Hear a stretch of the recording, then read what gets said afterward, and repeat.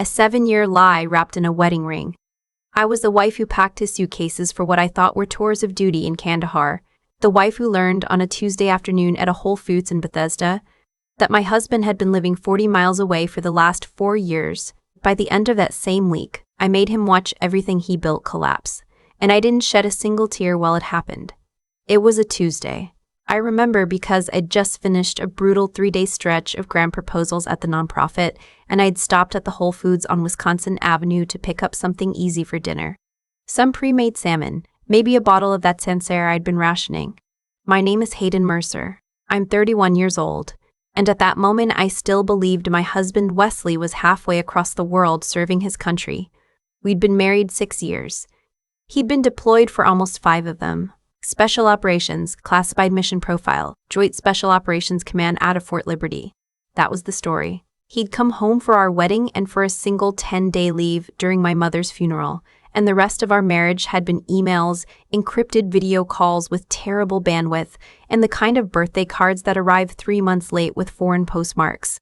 I was reaching for a carton of eggs when I heard a man's voice say my name like a question. Hayden? Hayden Mercer? I turned around and saw a man in a Patagonia fleece, holding a basket with a baguette and a bag of arugula. He looked vaguely familiar, the way people you've met once at a wedding look familiar. Tall, maybe 40, military bearing in the shoulders, even out of uniform. It's Brennan Doyle. I served with Wesley. We met at your wedding reception, the one at the Tabard Inn. It came back to me then. Wesley's old team leader. He'd given a toast about loyalty and brotherhood, and I'd cried into my champagne. Of course. Hi, I'm sorry, I'm exhausted. How are you holding up? He asked, and there was something in the way he said it. Like he was testing the temperature of a pool he didn't want to step into. I'm okay. Wesley's in his last rotation, supposedly, so we're hoping he's home by Christmas this time. Brennan's face did something. I want to tell you it crumpled, but it didn't. It went still in a way that faces only go still when the person is making a very fast, very unpleasant calculation. Hayden, he said, Wesley's not deployed. I laughed. I actually laughed, because I assumed he was joking, the way men joke about their buddies being on a long bender or hiding from their wives. He emailed me last night. He's at FOB Hammer. FOB Hammer hasn't been operational since 2019. I set the eggs down. I remember that very clearly because I remember thinking, very stupidly, that I shouldn't drop them. The cart was right there. I had to put the eggs in the cart so I wouldn't drop them. Hayden. Brennan's voice was lower now. Wesley got out of the army 4 years ago. He took the separation package. He's a civilian. I assumed you knew. I haven't seen him in a couple years, but the last time I did, he was what? He was odd. He was at a brunch place in Old Town with a woman and a little girl. I called out to him. He looked right at me and pretended he didn't know who I was. I want to say I held it together. I want to say I was poised and stoic and let nothing show. The truth is, I just stood there in the dairy aisle of a Whole Foods, holding a cart with a single carton of eggs in it, and I felt every single thing I thought I knew about my life rearrange itself into a different shape. Are you sure? I said. It wasn't even a question. It was a sound. I have a picture. From that day. I almost sent it to you. I swear to God I almost did, but I told myself it wasn't my business. I'm sorry, Hayden. I'm so sorry. He pulled out his phone.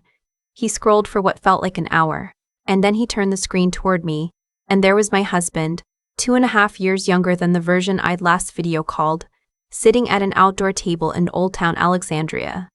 There was a woman next to him, late 20s, blonde, laughing at something. There was a little girl on his lap. She had Wesley's chin. I didn't cry. I want you to understand that. I looked at that picture and I felt something in me cool down, the way you can feel a fever break. Could you send that to me? I said. Hayden, please. Send that to me, I said. Hayden, please. Send it to me. And anything else you have. Names, places, anything you remember. I need to know. He sent it to me right there. I stood next to a wall of organic milk, and my phone buzzed, and my whole life ended, and my whole life began. I left the eggs in the cart. I left the cart in the aisle. I walked out of that store and got into my Honda CR-V and sat in the parking lot for 45 minutes without moving, and I didn't cry once. I want you to remember that because it matters later. What I did instead was I started counting. I counted the times Wesley had asked me to wire money to a secure account because direct deposit was unreliable from forward operating bases. I counted the gifts that had arrived from Amazon with prepaid gift cards. I counted the times he'd called me at exactly the hour you'd expect a deployed soldier in the Middle East to call, factoring in the time difference. 8 or 9 hours ahead. He called me at 5 in the morning his time, every single time. I thought it was discipline. It was theater. I drove to my best friend Imani's place in Logan Circle. Imani is a litigator at Covington and Burling, and she has been my best friend since our freshman year at William and Mary. And she opened the door, took one look at my face, and pulled me inside without saying a word. I told her everything in about 90 seconds. I showed her the photo. Her face went through 3 different expressions and landed on something I'd never seen on her before. Pure, lawyer-grade fury. "Okay," she said. "Okay. We're going to do this right. Sit down. I'm getting wine and a notepad. You are not going to confront him tonight. You are not going to call him. You are not going to text him. You are going to act completely normal until I tell you it's safe to stop acting. Imani, Hayden, listen to me. If he's been lying for 4 years, he has assets you don't know about. He has accounts you don't know about. He has a life you don't know about, and the second he knows you know, he is going to start hiding it. Do you understand what I'm telling you?" I understood. That night, I went home to our townhouse in Cleveland Park, the one we bought together 6 years ago with my inheritance from my grandmother and what I thought was Wesley's combat pay. I took a shower. I put on his old army t-shirt, because I always slept in it and I didn't want anything to look different on the security cameras he'd installed at the front and back doors for her safety while he was overseas. I made myself a peanut butter sandwich. I sent him an email at 11:42 p.m., the time I always emailed him before bed. "Missing you tonight. Long day. Tell me you'll be home soon. I love you." He wrote back at 6:14 a.m., which would have been 1:14 p.m. at FOB Hammer. "Soon, baby. I love you more than you'll ever know. Sleep tight." I read it 3 times. Then I forwarded it to the email address Imani had set up for me on a private server, and I went to make coffee. The next morning, I called in sick to work, and I drove to a strip mall in Rockville, where Imani had set up a meeting with a private investigator named Cassidy Wren. Cassidy was maybe 50, gray hair cut short, wore a blazer over a t-shirt that said "booked and busy." She listened to my whole story without interrupting. She looked at the photo. She asked me 3 questions. What was Wesley's social security number? What banks did we have joint accounts with? What banks did we have joint accounts with? Did he have any family in the area she could rule out as harboring him? I answered all 3. She told me she'd have a preliminary report in 72 hours. She charged me $4,000 as a retainer. I paid it from my personal savings, the account Wesley didn't know existed because my grandmother had set it up for me when I was 12. The one I'd been quietly contributing to from every paycheck of my professional life, because some habits never leave you. 48 hours later, Cassidy called. "You want the short version or the long version?" "Short. Your husband works in cybersecurity for a defense contractor headquartered in Tyson's Corner. He's been with them 3.5 years. Salary $190 plus bonuses. He lives in a 4-bedroom colonial in Vienna, Virginia, with a woman named Ainsley Polk and their 2 children. A girl, age 5, and a boy, age 2. The house is in his name only. Mortgage is current. The woman is listed as his fiancée in his employer's emergency contact records. Your husband appears to be telling people he's a divorced father of 2. I sat down on my kitchen floor. The tile was cold through my pajamas. "Cassidy," I said. "How did he do this?"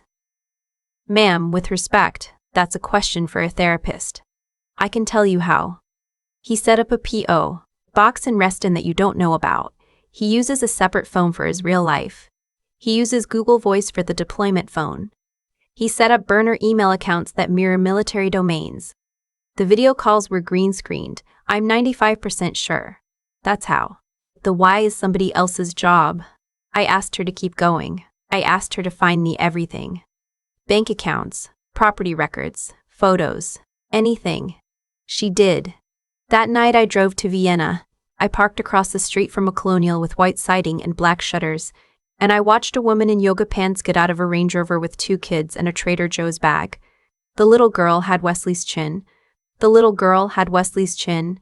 The little boy had my husband's exact widow's peak. I watched her unlock the front door of a house I didn't know my husband owned. And I watched the lights come on, and I watched Wesley's silhouette appear in the kitchen window. He was wearing an apron. He was kissing her on the temple while she put the groceries away. I didn't cry then either. I drove home and I called Imani and I said, "Tell me what to do." She had a plan ready.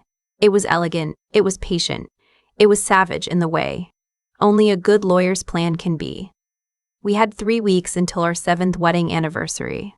Wesley had emailed me weeks earlier that he was trying to swing leave to be home for it. I had cried on the phone with my sister about how much it would mean if he made it. My sister had said he'll come if he can, hey. We were all of us idiots. The plan was this. I was going to act normal for 3 weeks. I was going to keep emailing him goodnight. I was going to keep depositing my paycheck into our joint account. Except I wasn't actually. I was going to be quietly moving every cent of my own income into the account my grandmother had opened for me. Imani was going to draft divorce papers. Cassidy was going to compile a complete dossier of Wesley's hidden assets, his hidden family, his hidden life.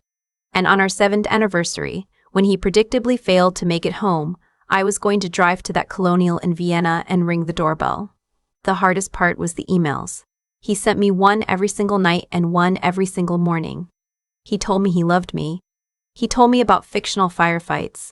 He told me he couldn't wait to start a family with me when he got home. That last one came on a Thursday, and I had to put my phone down and walk around the block twice, because he'd been telling me for years he wasn't ready for kids yet. The deployment schedule was too unpredictable. And meanwhile, he had a 5-year-old daughter sleeping in a princess bed 40 miles away. I want to tell you about the financial piece because it's the part that took the longest and it's the part that mattered most. We had a joint checking account at Capital One. We had a joint savings account at the same bank. We had a brokerage account at Fidelity that I had set up and that Wesley had asked me to add him to in case anything happens to me overseas.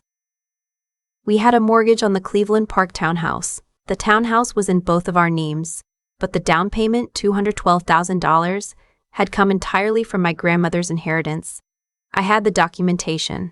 I had every wire transfer. I had every email from the closing attorney. What I discovered, with Cassidy's help and Imani's subpoena work, was that Wesley had been doing something even worse than I thought. He hadn't just been lying, he had been quietly draining our joint accounts for years. Small amounts, $800 here, $1,500 there, always labeled as deployment expenses or equipment or comms gear. Over 4 years, he had moved approximately $78,000 out of our joint accounts and into an account in Vienna that I'd never heard of. That money, Cassidy was reasonably sure, had helped pay for the dining room set in the Colonial, the Range Rover, and Ainsley's first trimester maternity leave when she was pregnant with their son. I had been funding the other family. I had been working 60-hour weeks at a nonprofit that paid me $68,000 a year, eating ramen on Tuesdays so I could max out my 401k, and my husband had been quietly rerouting our joint money to buy diapers for his other kids. When Imani told me that, I broke a coffee mug. It was the only thing I broke during the entire 3 weeks. It was the mug Wesley had given me on our 2nd anniversary, a stupid hand-thrown thing from a craft fair we'd gone to in Frederick. I dropped it on the kitchen floor on purpose, and I watched it break, and I felt absolutely nothing. 3 days before the anniversary, Imani had divorce papers ready. Cassidy had a binder of evidence 2 inches thick. I had quietly transferred every dollar of my own money out of our joint accounts, leaving only what Wesley himself had deposited, which was, to my dark satisfaction, a very small number. I had moved my grandmother's silver, my passport, my important documents, and my dog Pepper to my sister's house in Silver Spring. I had given my best work clothes to a tailor for emergency alterations because I'd lost 10 pounds in 3 weeks without trying. I had not slept more than 4 hours a night for 21 nights, and on the morning of our anniversary, I put on a black suit and a coat of red lipstick, and I drove to Vienna. I rang the doorbell at 11:47 a.m. I had specifically chosen a Saturday morning because Cassidy's surveillance had confirmed Wesley was always home with the kids on Saturday mornings while Ainsley went to a Pilates class. He opened the door wearing sweatpants. He had my son on his hip. I mean their son. He had a child on his hip. He looked at me. I watched his face go through grief, then panic, then a kind of frozen astonishment I will treasure for the rest of my life. "Hayden," he whispered. "Happy anniversary," I said. "Mind if I come in?" He didn't move.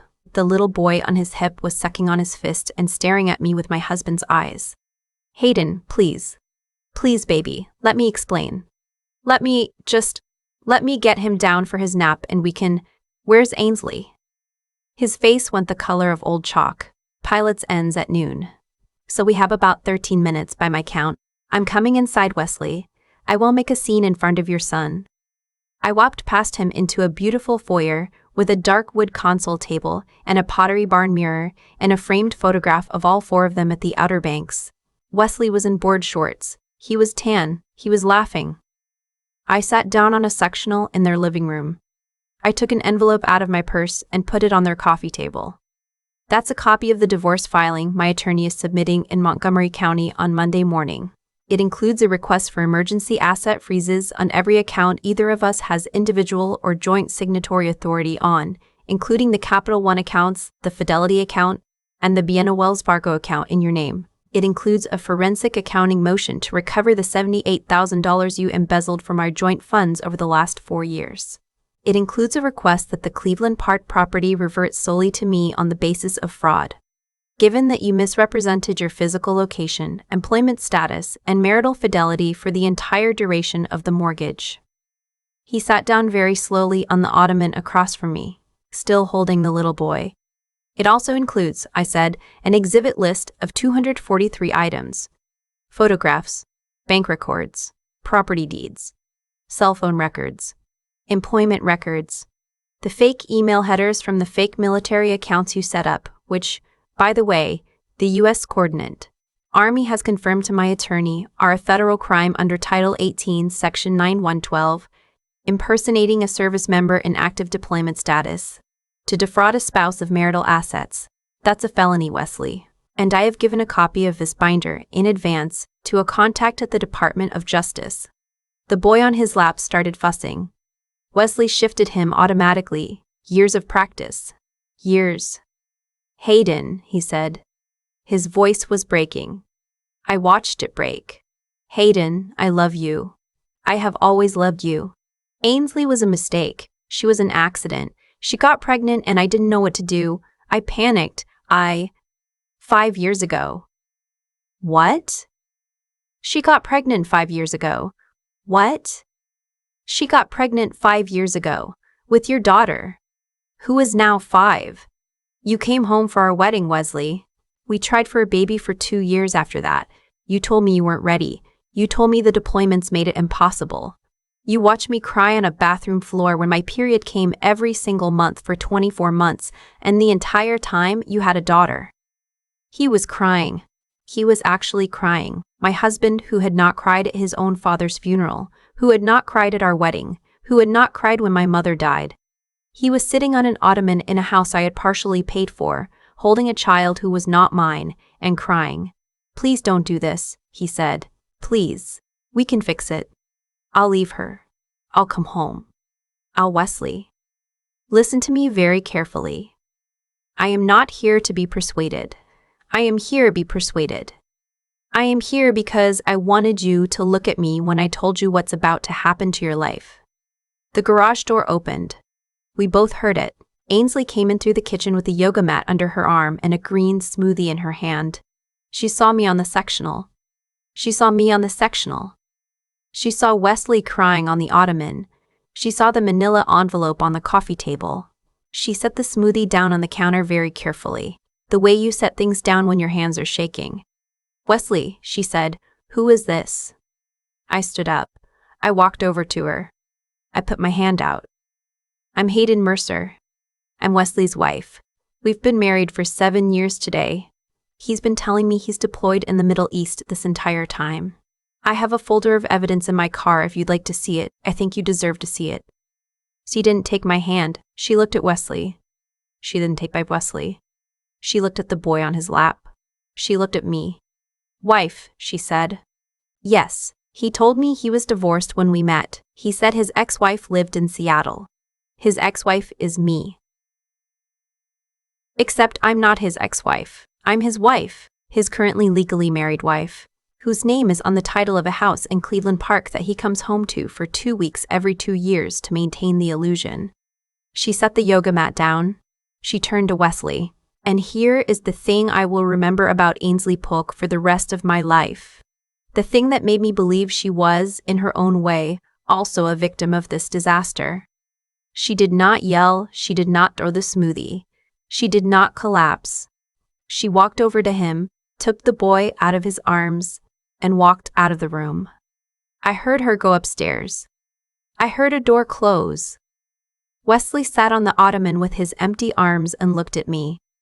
What did you think was going to happen? I said, not as a question, as a statement. What did you think the ending of this was? He didn't answer. I left the manila envelope on the coffee table. I walked out the front door. I drove to a coffee shop in Falls Church, and I sat in a booth and I shook for an hour. I didn't cry. I shook. The legal process took 11 months. Wesley fought some of it, then most of it collapsed under its own weight when his employer found out about the falsified emergency contact records and quietly fired him. The federal piece, the impersonation of a service member, was eventually pleaded down to wire fraud, and he served 14 months in a minimum security federal facility in Cumberland, Maryland. He lost his security clearance permanently, which meant he could never work in defense contracting again. The civil judgment in the divorce went almost entirely my way. I kept the Cleveland Park townhouse outright. The court ordered him to repay the $78,000, which he did slowly on a payment plan, after he got out and started selling cars at a Honda dealership in Sterling. Ainsley filed for sole custody of both children while he was incarcerated. She got it. She moved back to her parents' place in Pennsylvania. I never heard from her again, except for one email about 3 months after the doorbell day, which said only, I am so sorry. I had no idea. I hope you find peace. I wrote back. I believe you. Take care of those kids. They didn't choose this either. That was the last contact we ever had. I want to tell you about the part that mattered most, which was not the legal victory or the asset recovery or even the satisfaction of watching Wesley's life unravel exactly the way he had allowed mine to slowly, secretly unravel for 4 years. The part that mattered most was the morning, about 6 weeks after the doorbell, when I woke up in my own bed in the Cleveland Park townhouse, and I realized the silence in the house was not lonely. It was just quiet. The silence I had been living in for 6 years had been a held breath, a waiting silence. A silence that was always tilted toward the door because I was always listening for him to come home. And one morning I woke up and I noticed, with something almost like surprise, that I wasn't waiting anymore. I quit the nonprofit job 6 months later and took a position at a foundation in DuPont Circle that paid almost double. I started running again. I got a second dog from a rescue in West Virginia, a 3-legged beagle named Mabel who got along with Pepper immediately. I went to therapy twice a week for a year and a half, which was where I finally cried, by the way. I cried in a leather armchair in front of a 60-year-old woman named Dr. Term. Patricia, who told me on our 4th session that the fact that I hadn't cried in the parking lot of the Whole Foods didn't mean I was cold. It meant I had been preparing for this for longer than I knew. She was right. I think part of me had always known. I think part of me had heard the strange silence on those video calls. The way he never seemed to be in a barracks. The way the gifts he sent always had domestic shipping codes. And I had been telling myself a story I needed to hear. And the moment Brennan Doyle said the words FOB Hammer hasn't been operational since 2019, what I felt wasn't shock. It was recognition. I am not going to tell you I forgive Wesley. I don't, and I don't think I have to. I am going to tell you what I learned, because if you are listening to this and you are sitting somewhere holding your phone wondering if the man who loves you is who he says he is, I want you to hear this very clearly. Loyalty given to someone who is lying to you is not virtue. It is a transaction one party didn't agree to. 6 years of my life, 4 years of his deception, Every late-night email, every birthday I spent alone, every Christmas with my sister's family pretending I wasn't watching the door. All of it was a transaction in which I gave him my whole life and he gave me a script. And the day I walked into that house in Vienna with a manila envelope in my hand was the day I stopped paying for a marriage I had been alone in for years. I sold the Cleveland Park townhouse last spring. I bought a smaller place in Tacoma Park with a real yard for the dogs and a sunroom where I write in the mornings. I am dating a man named Theo who is a high school history teacher and who has never lied to me about anything, including the time I asked him if he liked the haircut I'd just paid $80 for, and he said, very gently, that it would grow back. I laughed for 10 minutes. A few weeks ago, I drove past a coffee shop in Bethesda and I saw a woman sitting at a window table by herself, looking at her phone, and her face had a particular expression I recognized. The expression of someone who is being told a story she is starting to suspect isn't true. I almost stalked. I almost went in. I didn't because it wasn't my place and because I have learned, finally, that you cannot save anyone who is not yet ready to know. But if that woman is listening, if any woman is listening, the man who loves you will not need you to wait. He will not need you to be quiet. He will not need you to be quiet. He will not need you to fund a life you can't see. And if your gut is telling you the math doesn't add up, I am here to tell you that the math never adds up by accident. Trust the math. Trust your gut. Find your Imani. Find your Cassidy. Build your binder.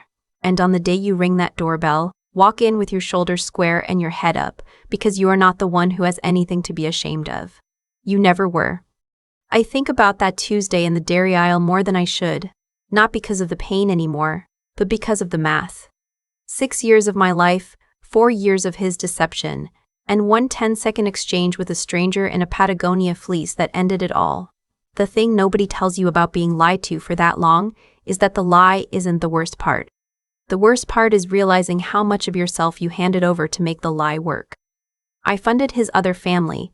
That sentence still doesn't fit in my mouth right. Every Tuesday night ramen I ate to max out my retirement. Every promotion I turned down because I couldn't relocate while Wesley was deployed.